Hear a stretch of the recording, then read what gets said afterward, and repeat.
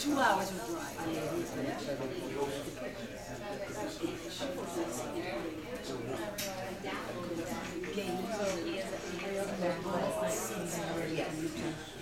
I guess, yes.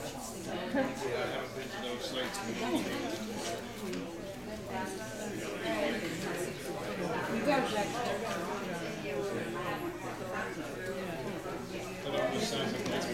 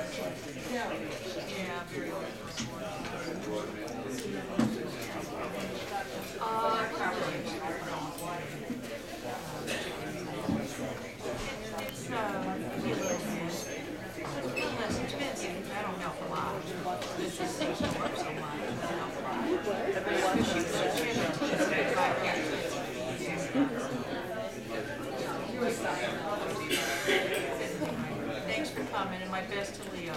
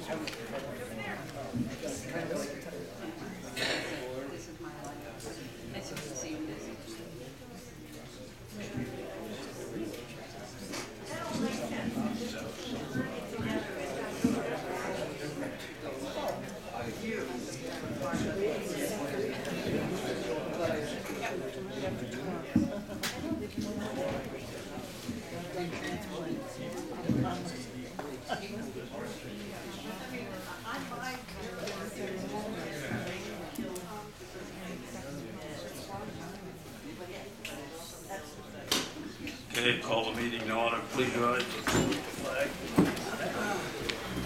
I pledge allegiance to the flag of the United States of America and to the republic for which it stands, one nation, under God, indivisible, with liberty and justice for all.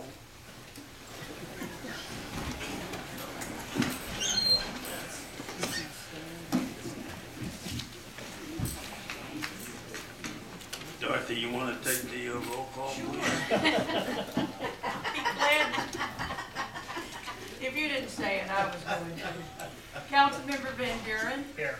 Councilmember Burkhardt. Here. Councilmember Lamonda. Here. Councilmember Friedel. Here. Supervisor Liefeld. Here.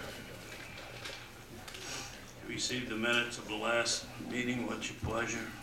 Second. All in favor? Opposed? So moved. I'd like to, we have guest here from the school. She didn't run away. There you are. I'll deviate from the agenda a little bit. We'll do that, and you're welcome to stay, or you can go home, whatever you like. You want to do your thing? Thank you.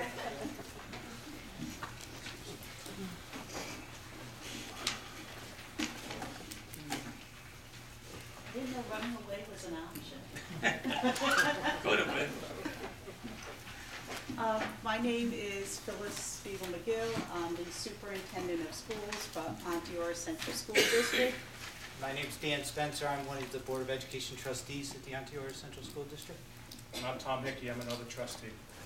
All right, so hopefully you have this handout. There's a few available in the back. If you don't have one, let us know.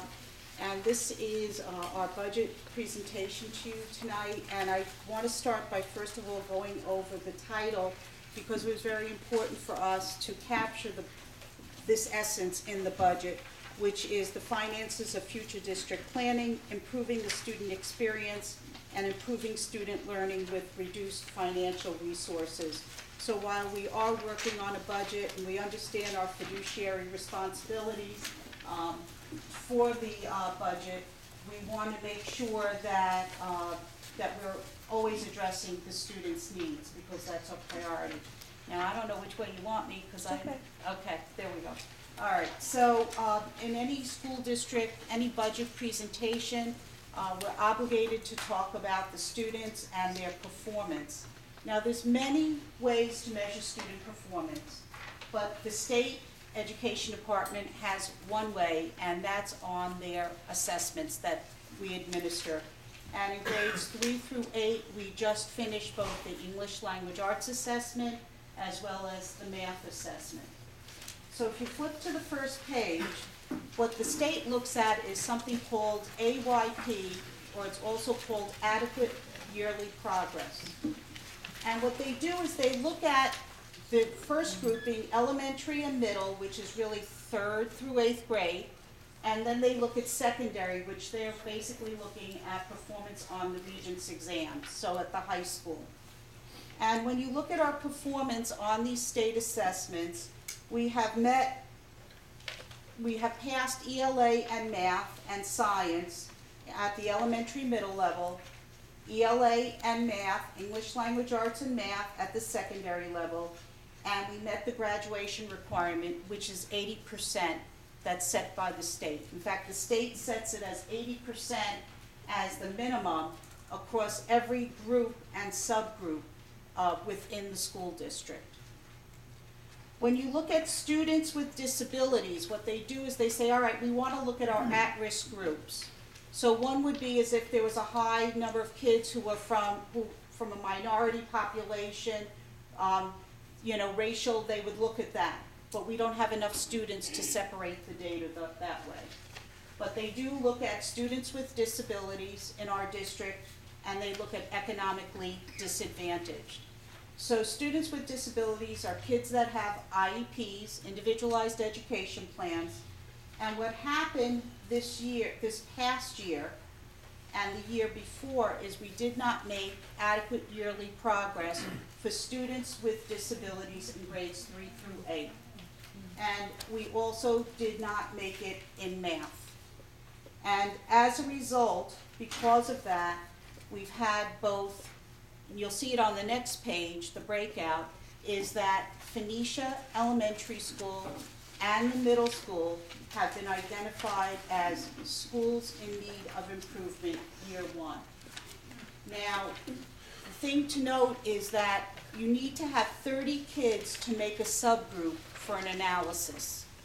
And we do not have 30 kids at Bennett with a disability who sit for the exams, and we do not have 30 kids with disabilities at Woodstock who sit for the exams, because we tend to concentrate our special ed classes a little more at Phoenicia because that's where they had the space.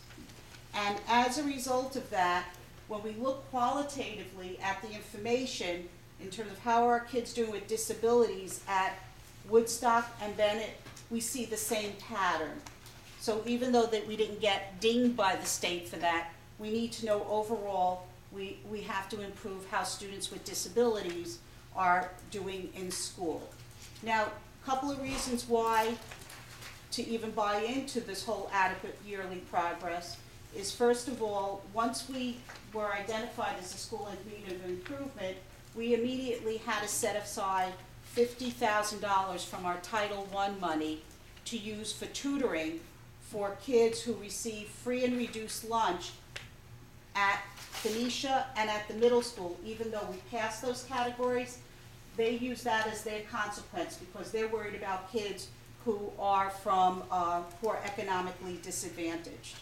So they've been having access to tutoring services, but it's money that the state is now telling us how to spend rather than us proposing how we wish to spend it. In terms of economically disadvantaged,